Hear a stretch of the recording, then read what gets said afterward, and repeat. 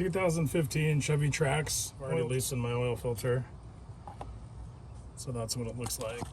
Let's take this filter out first. Stick this to the side. 24 millimeter socket.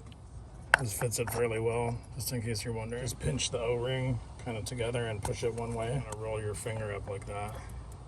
It'll create a big area like that. Just pinch it and grab it. Take it off of there like that. So that's a really easy way to do that without a tool. I'll take this area and clean this up.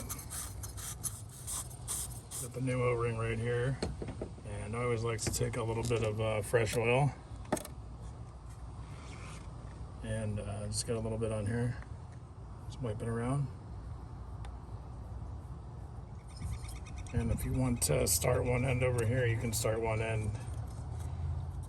But you can look at your O-ring and just see if it's seated in here and not all twisted around. Feels pretty relaxed. So that's it. Just take this and snap this end in with a little clip. Snap it in like that, and you're ready to go. You can get that wet if you want right there. And then just go ahead and install it. We usually start it by hand.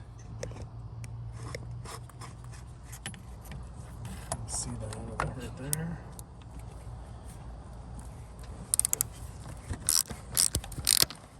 So once it makes contact, I just give it a little bit extra because it's an O-ring seal, and that's it.